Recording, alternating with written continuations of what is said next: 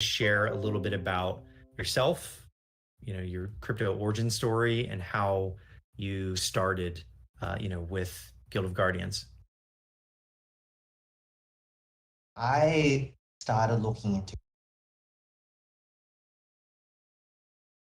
a work colleague who was super passionate about this thing called Ethereum. And I was kind of okay. It was very interesting, but it wasn't until end of 2017 when I started getting interested, and that was when I first saw, and I realized that you could actually do something with Ethereum as a currency, and things called smart contracts, so flexible and so secure. And so I actually, the first thing that I got into CryptoKitties a long time ago, and I've done a lot of like breeding back in the day for CryptoKitties. I'm like ranked number 3 breeds there. And then ever since then, I've been a follower of the space, kind of all the different protocols out, and to learn as much as I then joined Immutable around 2 years ago with the goal of helping them figure out how to add new to their platform. So since then, I've been working with a small team there to figure out what to do, and we've ended up deciding to build Guardian, working on the past year or so, building this out. And our goal here is to really disrupt the gaming industry. So our goal is to build a really fun and compelling mobile RPG where millions of players all around the world can turn their passion into asset. Excellent. Excellent.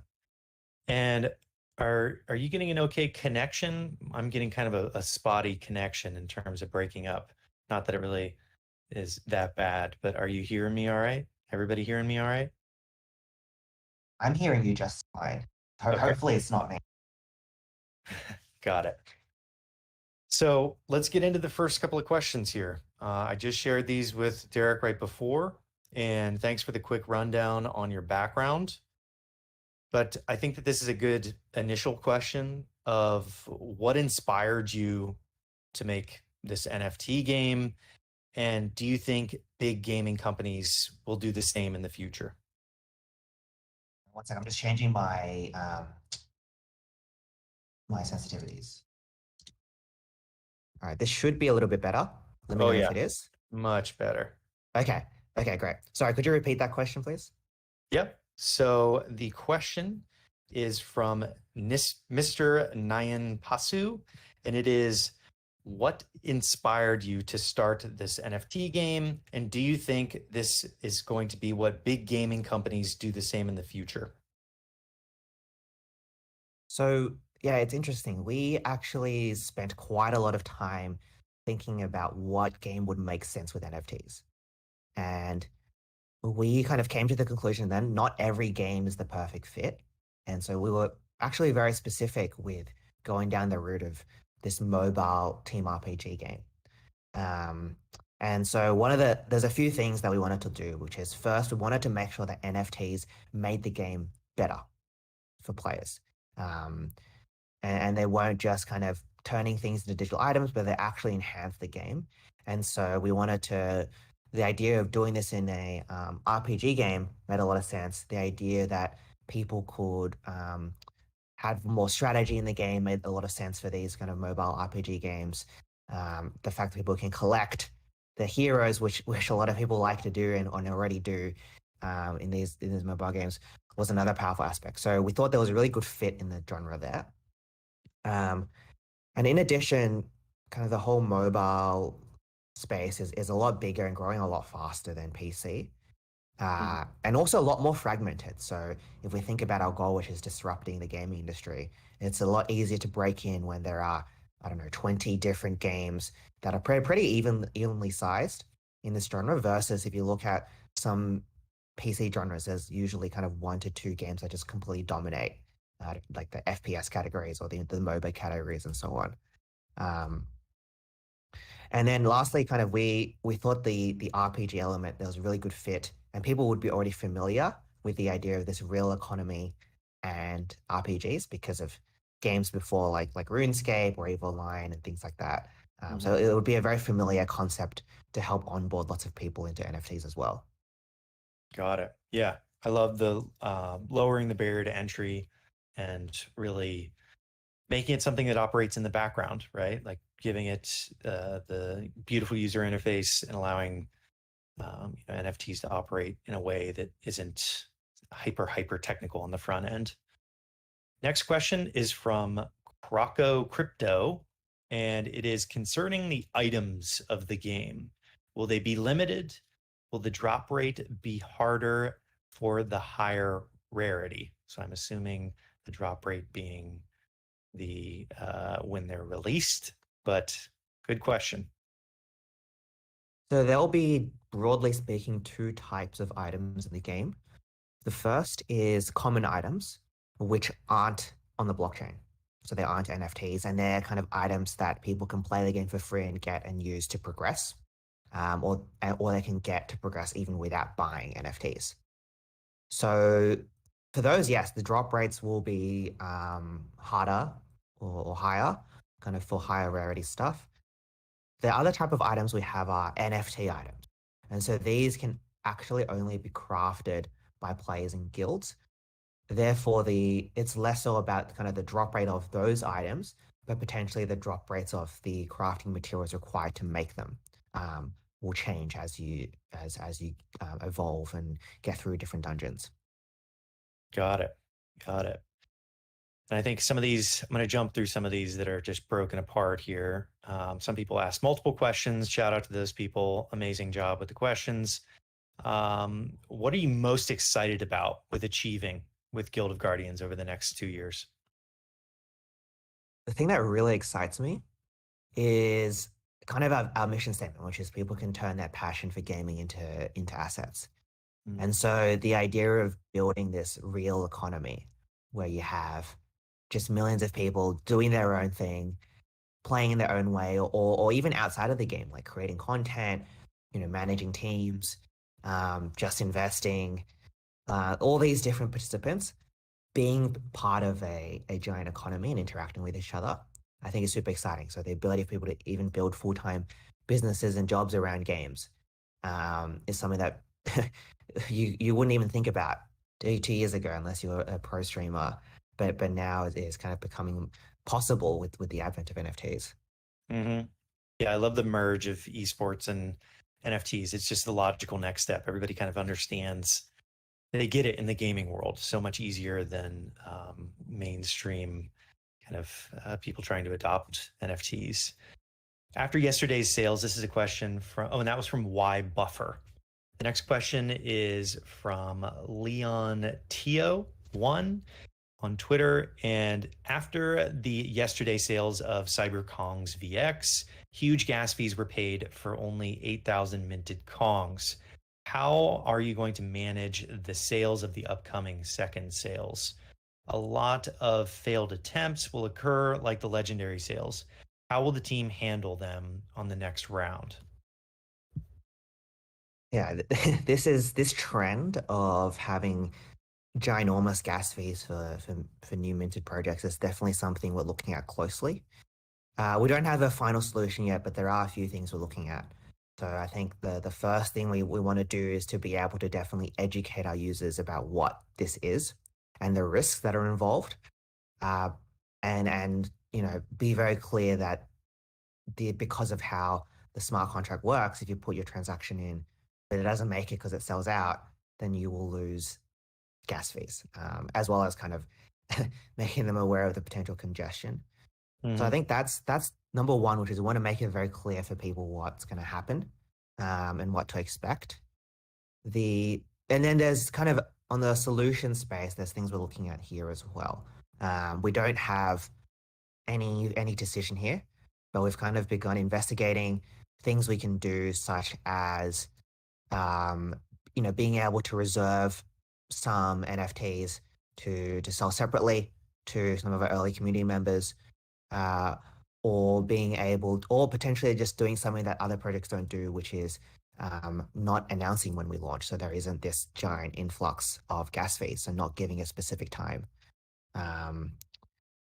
So there are a few things we're looking at. It probably will be a bit of an issue, admittedly, just because of how gas fees, how people are responding to drops these days. But we Yeah. are looking at how we can mitigate it. Yeah. Yeah. Well said. It's kind of the nature of the beast at the current moment of what we're what we have to work with. Are you going to be releasing more guilds? There are currently 2 times more Guild of Guardian members, plus a wait list than there is capacity, and all the guilds combined! Exclamation point. This is from Tabby. That's a really good question. Now we get this a lot. So in short, the answer is yes, but not founder guilds. And we will do this very carefully. So I think this broadly comes back to our approach to scarcity, which is that we want founder NFTs to be scarce. So not just guilds, but also founder heroes, energy boosters, the founder pets, and so on. At the same time, we all want, like everyone here wants the game to be hyper successful, which means that as we get new players, we're going to need content for them. And it's not going to be sustainable for there to only be this number of guilds or even heroes for when the game kind of gets really big and gets millions of players. And so we will need to introduce new NFTs. They'll be different. And we'll be looking at how we can do it in a sustainable way to not kind of damage any of the different groups in the community. I think we also try to provide certainty here as well, as much as we can, so that people who are buying can do so while making informed decisions. So knowing that there's no more founder NFTs, knowing that we do plan to introduce new NFTs in the future.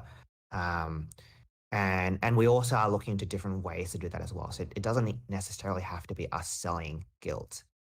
There potentially we will do things such as people have to earn them by playing the game, or maybe existing guild owners get an additional guild as we scale.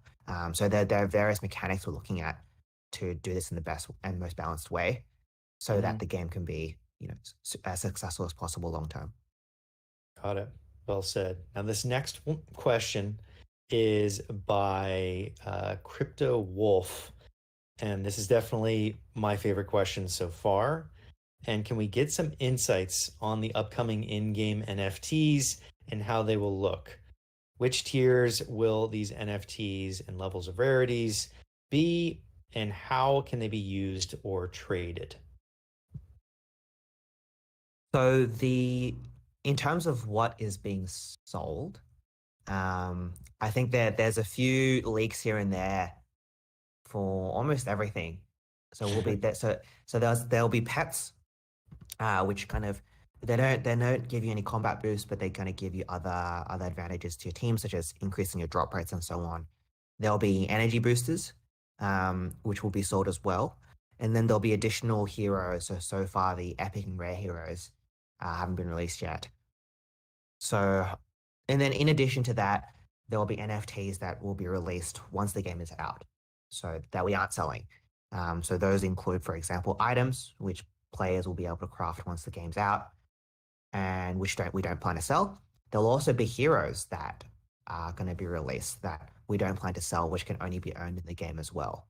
And that's one of the ways that we balance kind of not letting players earn new founder heroes, but still letting them earn something that's probably going to be even more scarce than found heroes at the very beginning when none of them exist. So that'll be quite exciting as well. Mm-hmm. Mm-hmm. Yeah, I'm I'm excited for the upcoming NFTs, and I know every single person here right now, all 80 people, are looking forward to the upcoming NFTs. So, aside from the guild leader rewards, will there be any rewards also for the members contributing in the guild crafting?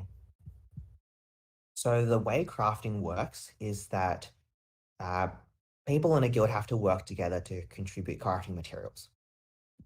And there's lots of different crafting materials, and you may have to not only kind of go to different dungeons to get them, but also potentially use different heroes. So kind of everyone has their own role in this economy. And the way it works is once members contribute crafting, the guild leader kind of selects an item to craft, and that item, when crafted, gets put to the marketplace to be sold. And so once it's sold, all the members actually automatically get a reward for contributing based on their contribution. So the way it works is the guild leader will get their first cut, whether that's 1% or whatever it is, and then the rest gets proportionally distributed. Got it. Got it. Well articulated. Well articulated. And these questions are so, all of you guys that submitted questions clearly know a lot of the details in Guild of Guardians, even admittedly that I didn't even really think about. That some of these questions are pretty specific. So, in a perfect world, how do you imagine a guild would operate in this game at the highest level? This is great. And how can a guild contribute to the ecosystem of the game outside of simply playing for itself and its members? That's from Stay Flossy. Yeah. So at the highest level, we want the game to have this really vibrant economy. And so guilds will play an important role in that economy where there are a group of players within these guilds, and they're playing together. These guilds will also be kind of competing with other guilds as well for prizes. So we plan to have, for example, leaderboard prizes or other prizes for kind of the top players in guilds. Um, at the same time, these guilds are also a social place for the players within them. So as a new player, when you join a guild, you're probably going to be, welcomed in. They're probably going to teach you about how to play and kind of let you join their chat group if there is one. So we really want these guilds to be a place for new members to learn more about the game. Um, in terms of contributing outside of the game, we also expect a lot of these guild leaders and a lot of these kind of guilds to create content, because if you think about what these guilds are trying to do, some of them will kind of try to be really competitive and try to compete. And so they're probably going to be creating content and sharing that around or trying to attract different members. And we think that'll be really good for the growth of the game as well, in terms of growing out that ecosystem. And there'll also be ways to get involved, like voicing your opinion about how the guild systems work, or voicing your opinion about how the game works more broadly. So I think at the end of the day, everyone in the game, in particular, kind of the guild leaders, are quite incentivized to make the game as successful as possible. And so we're going to see people actively try to contribute to the ecosystem, which is going to be really good. And we're going to want to reward that. Got it. Got it. And this is another really great specific question. Will you be able to play the game as much as you like each day, or will there be an energy system that will limit how much players can play/earn per day? Also, does every dungeon run a degree of an item drop or NFT drop? It's by Jonas Bay. So the answer to this is that currently, no, you can't play as much. You can't play 24/7, and there will be a energy system that limits how much people can play and earn. There's a few reasons for this. One is it we don't want to kind of attract, just people who are botting to play the game, because that's the optimal way to play. We also want to make the game sustainable. It's actually not as fun if the game encourages you to play 12 hours a day, because people will burn out very quickly, especially for a mobile game where most people play on the go. And so having an energy system actually makes the game more enjoyable for most people. They don't have to stress that they're being inefficient, or other things like that. And it also helps us regulate the economy a lot easier as well, which to make it as sustainable as possible. So there will be an energy system. Um, does every dungeon run guarantee an item drop? Not necessarily. So yeah, I don't know. I don't know what the drop rates are right now, but I imagine not every dungeon will guarantee an item drop. Got it. Got it. And Yeah. oh, go ahead. No, go ahead. What game modes are you planning to have when the game launches? Besides the already announced 5 PvE, what additional game modes are you considering later post-launch? Great question from Brian Foss. Thanks, Brian. So currently the core game mode, kind of the single player campaign, and where people can get items in. And Kublets is actually 4 PV, so you have a team of 4 heroes that you send into dungeons, just to clarify that part. We have a lot of other game modes planned. I can't tell you exactly what they are in what order, but I can give some examples of some things we're looking at. So there's a series of different kind of individual game modes, so to speak. So for example, things like challenge towers or bosses, special bosses, or kind of new dungeons and new areas as well. And then there's a bunch of more guild-based game modes as well. So looking at things like guild raids, where you're fighting bosses, guild v guild battles, or multiplayer co-op dungeons. So there's a lot of different stuff we're looking at. I can't say which one's going to come first. Got it. Got it. The next one is from Red Mosaic, and it is, how will the guild leader manage the members of his or her guild? What will happen to those who are excluded from being able to join a guild? And what role will Guild of Guardians play in the world of esports? So, bunch of smashed up 3 questions there, but good questions. Yeah, sure. So how will guild leader manage their guild? It's a little bit up to them. So I imagine some guild leaders are going to be more, relaxed, not going to have any rules, just, everyone come play and have fun, join my guild. Other guild leaders are probably going to be more strict and be like, you have to, do X, Y, Z, or be active and talk to us or whatever. So, and this is part of the social dynamic, and everyone can choose what kind of guild, that makes sense for them. People who don't join a guild or who are unable to find one, they can still play the game. There are still ways to earn in the game, although they'll just be missing out on the kind of the guild based parts of the game, which we do think are very fun. And then, what role will GOG play in the world of esports? As I kind of started alluding to before, we plan to have rewards and competitions, so prizes that'll go to people who compete. And so, particularly as the game develops, there'll be an opportunity to compete at different levels. And so we imagine, in terms of there'll be kind of competition between guilds, competition at an individual level, and people will be able to show off their skill and strategy and progress in the world of Guild of Guardians, which will be quite exciting, and get rewards for competing. Got it. Got it. And the next one is from a GYB community member here, Old Man Smithers. Immutable Marketplace has had some challenges. It can be extremely slow and heavy loads, and isn't as good of an experience for first timers. How are you working on not only getting more people familiar with the marketplace, but also overcoming level 2 limitations, like the needs to lock funds for no longer times than the public is used to?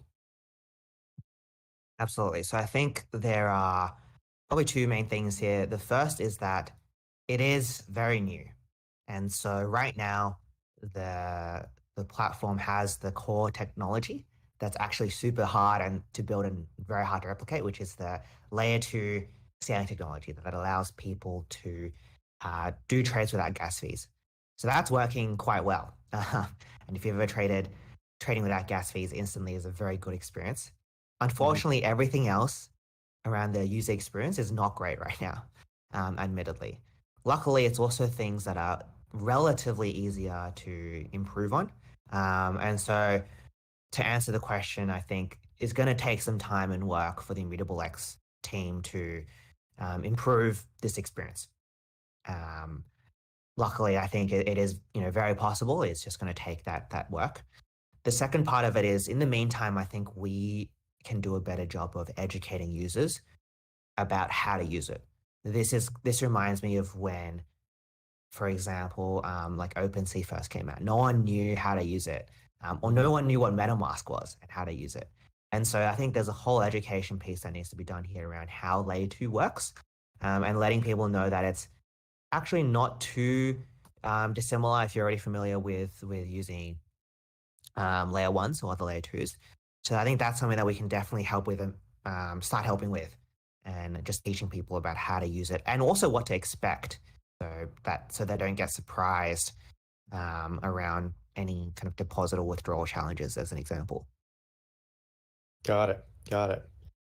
The next question is from Ryu, and this is a two-parter here. Will people be able to play without buying a Guardian?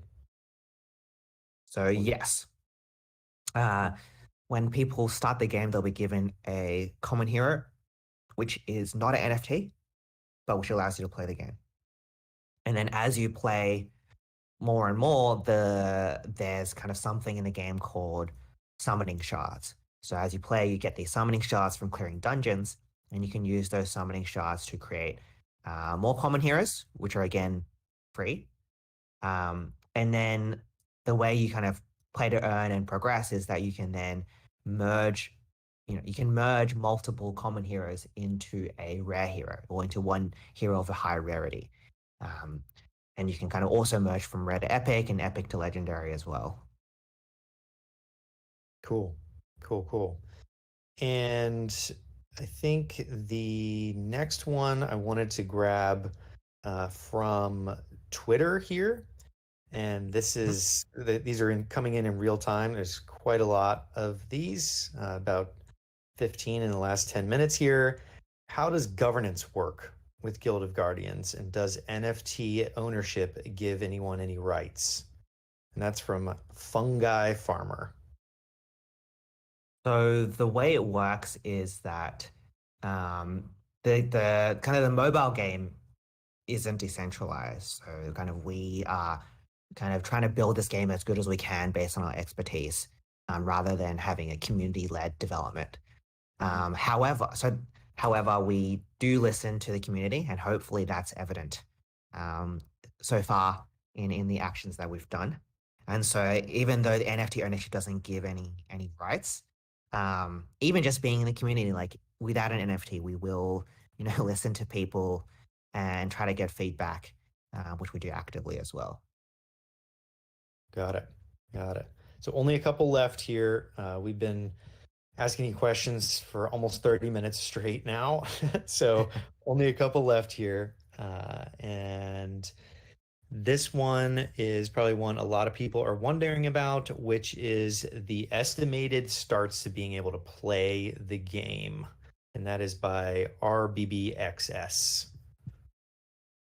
Yeah, so we are working very hard on this right now. It's what most of our team is working on, which is the game. And so the estimated start date is early 2022. We don't have anything more concrete than that right now. Got it. Early 2022. And the last and most certainly not least question, ladies and gentlemen, is I'd like to go a little bit high level, and just give you a chance to talk about some of the things that you're excited about personally to finish this off. But I think the last question here is going to be from, let's do Capone Villiella from Twitter. And the scenario, play to earn games have been exponentially growing. How are you guys planning on differentiating yourself from either new or existing games that are already strong in the market? Industry is so big, and the opportunity is so massive that there isn't really a need to think about competing with other games. Like, our goal isn't to beat other games that are out there. Our goal is to create kind of Guild of Guardians, and to make it this as good and successful as possible. Because we're confident if we do this well, then we'll be able to significantly disrupt this industry. So that's kind of the approach we are taking. We do have a very specific strategy that we're trying to employ. I guess the underlying thesis we have is that we want to create a game that's play and earn. So a game which people think is fun, people would play. It's compelling, it's social. You want to log in every day, and at the same time, players can also earn as well. So that's kind of broadly what we're trying to do, and we also want to make sure that there's a real economy within it. So there's kind of different parties within the game, um, in and outside of the game, kind of playing their own role and working together. So we want to, and the beauty of NFTs is that you can trade them and show them off. So we want to make sure that we use that to kind of differentiate ourselves. Got it. Got it. Well said. Well, those are the questions from the community. That was like 15 or 16 questions. We had quite a lot more. Do you want any additional questions, or are you all set? I'm good to chat for the next like 15 minutes, All 15, 20 right, minutes guys. if we want to do more. You heard it here. He's willing to continue. He's willing to continue. I'm not keeping him here against his will to ask him constant questions. All right. The next one is going to come from Twitter. And this is a good one. You briefly touched on this. How do you, hello, how do you protect the community and the in-game economy from cheaters who might use bots or scripts and get an unfair advantage in the game? And that's from Zizak Crypt. So there are two main ways we're combating this. The first, more straightforward way is through, I guess, simply technology. So identifying these cheaters and removing them from the game. This is not necessarily our preferred solution just because it can become a bit of an arms race where you're constantly trying to ban these bots and scripts, which also get smarter over time.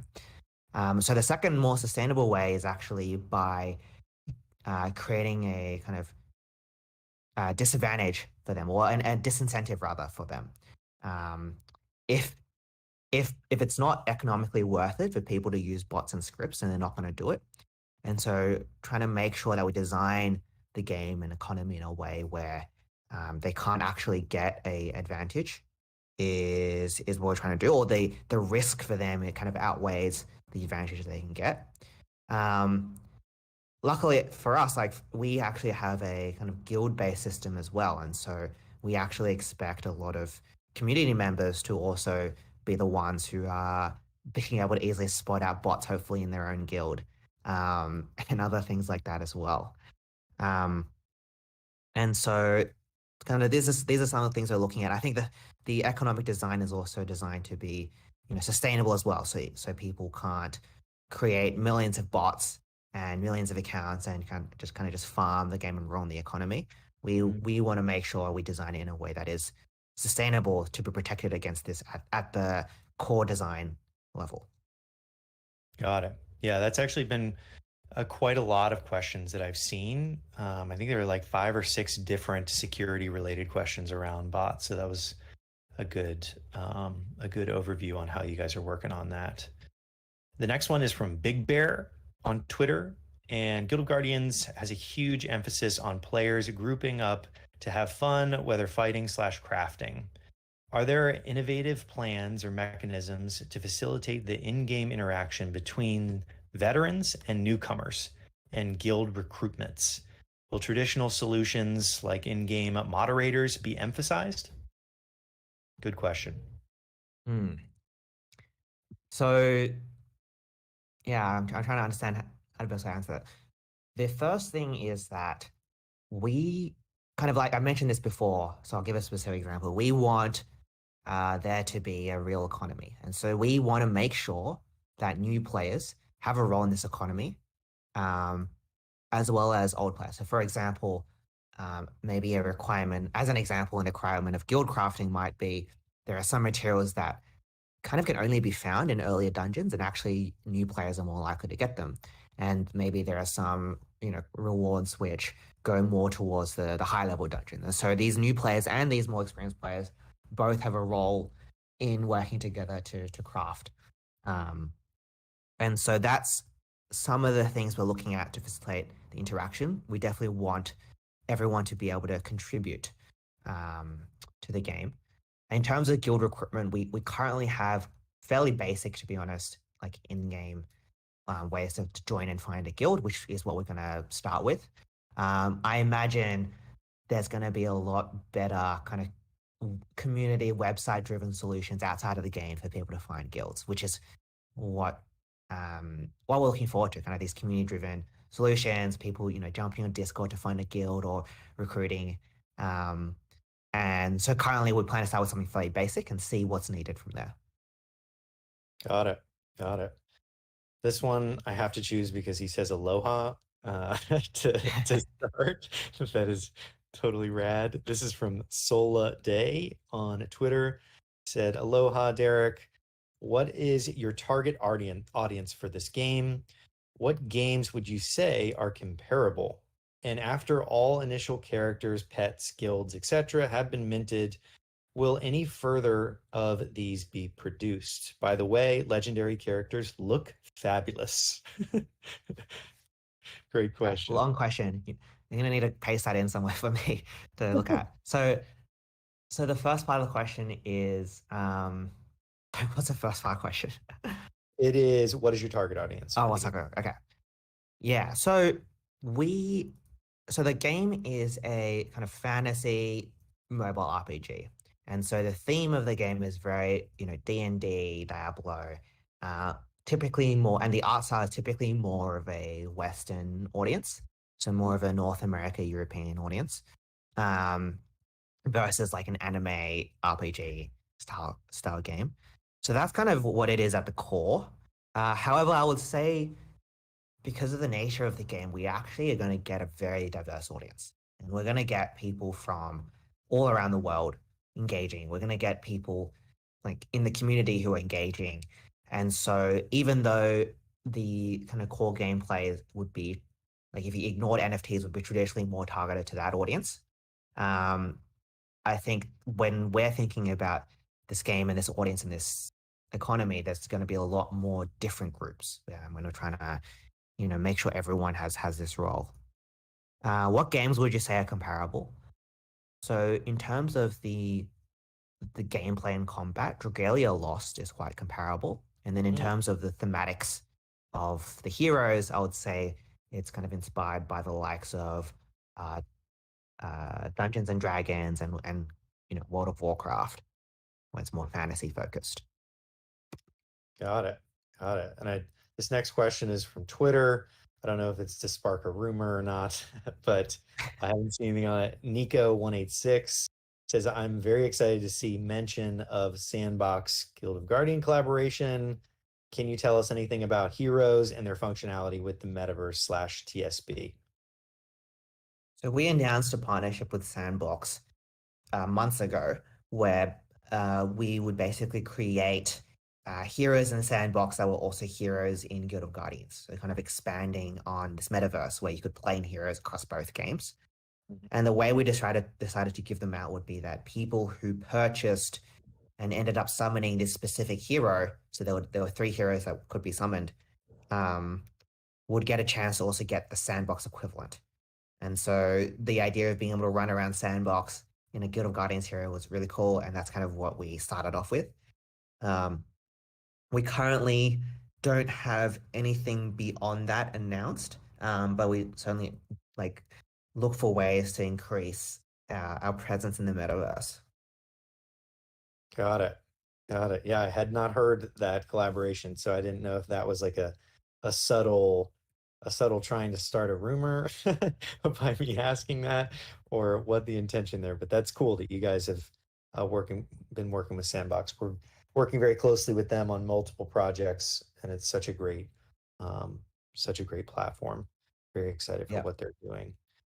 In terms of as far as guild recruitment goes, is it better to comprise of all of one faction, or is it better to have a diverse guild with even distribution of all factions? That's from Steve K on Twitter. I think you're going to need to figure that out when you play the game. And maybe people will have their own opinions. So there'll be some strategic elements to it. Well said. Well said. This one, is there a scholarship program for Guild of Guardians? We're looking to make a game compatible with scholarship programs. We don't have anything specific right now, but that's definitely an area that we're looking at. Got it. Got it. Well said. I did not know that. Let's see. Which considerations for the in-game economy keep the dev team up at night? That's an awesome one from Dylan G. Well, there are a lot. Ultimately, we want the economy to, we want to disrupt the industry. We want the game to be here a long time, and so sustainability is a big one for us. So the question is kind of, how do we make this economy sustainable, and how do we make sure kind of it's still here years or decades time? So I think that's probably the main one. And there's a lot of very specific, tricky questions that I know the designers are also, look at and think about a lot. All right. Well, I don't want to keep constantly just throwing all these questions at you. I want to give you a chance to pick the best questions from the community. I think we went over not only what you're excited about, we went over the upcoming NFT sale that people are really excited about. We talked about a lot about the in-game economy, which I know a lot of questions were about, guys. So I tried to address as many of those as possible. I think that there's a lot around communication within the guild, from the leader to other people that you covered, that was really great. So let's go through some of these questions and let's pick 5 of your favorites. Okay. So let's see. So here's an interesting one. Someone asked, what does success look like and how would you measure it? Mm. So for us, success is being able to disrupt the industry. And so that means that part of that would mean having a lot of players playing this game. So number of players would be one way we would measure it. Having a really vibrant economy. And so having a lot of trading activity happen is another way we measure it. And then also being able to kind of build this new model where members of the community are incentivized to help grow the community or grow the platform. So, we also measure how much value we give to the community, and make sure that that's something that we're always measuring ourselves on and trying to do as well. So these would be some pretty good metrics and outcomes in terms of success. Excellent. So JD950 sent us a DM. You got a $50 NFT coming your way. What's next, Derek? Oh, wow. That's how it works. Very interesting. Let me skim through. Yeah, we got so many good questions. Yeah, we got so many. Okay. Should I look through Twitter as well? Yeah, you can look on that the thread. There's a lot of really great questions on there. I tried to go through and cover a variety of different topics, just based on the trends that we were seeing in the questions. But okay, yeah, it's up to you. I'll go through some of these commonly asked questions. So, someone asked about server stability. So basically, they said players from other regions are asking concerned about server stability. Many games are suffering from packet loss and crashes depending on player region. How are you guys preparing / planning yourselves to deal with these questions? So I think the reality is that we're going to be probably face similar issues, similar scaling issues for us, which is more so around scaling the NFT element of the game, not necessarily the traditional gameplay element, because that'll be quite new. And so we're looking at this ahead of time. We are likely going to face similar issues, but luckily our team has quite a lot of experience when it comes to games with millions of players. So on that side, we kind of can prepare ourselves more. I think it's more in terms of the interaction with Immutable X and blockchains, which is going to be which we're going to be have to prepare for more. That was asked by Capone Villela. Capone Villela, send us a DM on Twitter, get a $50 NFT. Who do we have next? That was a great question. Yeah. So the next one is hey Derek, where did the inspiration for the level design and art style come from? What steps are you taking to ensure each hero is balanced? So some different questions here. The kind of inspiration for the game is, like I said before, very D&D, traditional fantasy inspired. We want it to be very familiar to anyone who's played this kind of game before in terms of the heroes, the monsters, the factions, the classes, etc. The specific art style itself is kind of has a low poly aesthetic, which allows it to perform quite well on mobile, and it makes the characters look quite cool and appealing as well.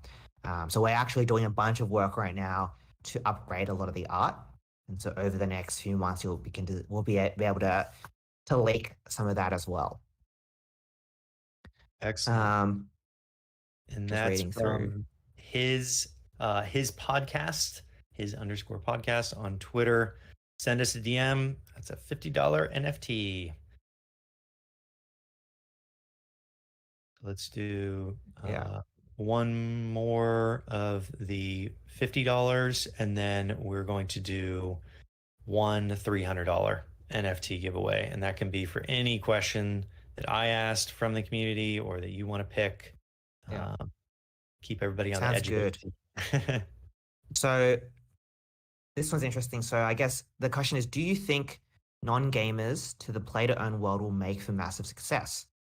If I can mention, Axie Infinity made their breakthrough the same way.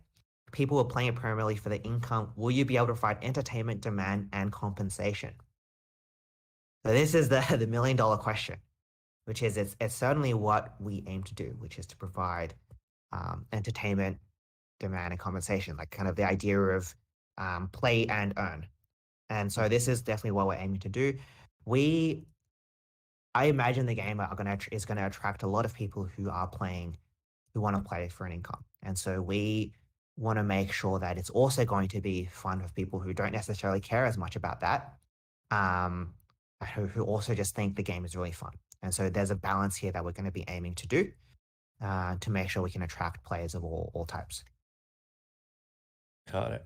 Well said. And that was from Weekbot1. Send us a DM on Twitter and you will get a $50 NFT sent to you. So the last finale question that Derek, you can go through all the questions that we've asked and gone over. Pick one of those as like the best question, your favorite question that got you excited, and that'll be the $300 NFT winner. Oh, okay. Let me have a quick look. I don't want to do this too rushed. Let's see. Well, yeah, I'll just while you're looking through them, thanks everybody for coming in. This has been amazing. I'm really glad that we have been working with Derek and the team at Guild of Guardians. We partnered with them at GrowYourBase to really do things like this on a regular basis, get the word out about Guild of Guardians and help the community grow. So yeah, I just wanted to say thanks to Derek for coming on. And I know that we're working on multiple different time zones here. So I just appreciate everybody, all 90 something people that showed up. I think we were close to 100 at one point, all at once, but that was really great. And I got the recording of all of this, so we can share this out after the fact for people that want to listen and hear some more details that Derek was mentioning that you may have missed. All right, so I've picked one. And so the question I've picked is, what are you most excited about achieving with Guild of Guardians within the next 2 years? I think it's super valuable that we look at the long term, and which is what we certainly try to do. And we're on this mission together to disrupt the industry, to create this really cool game. So I like that question. Awesome.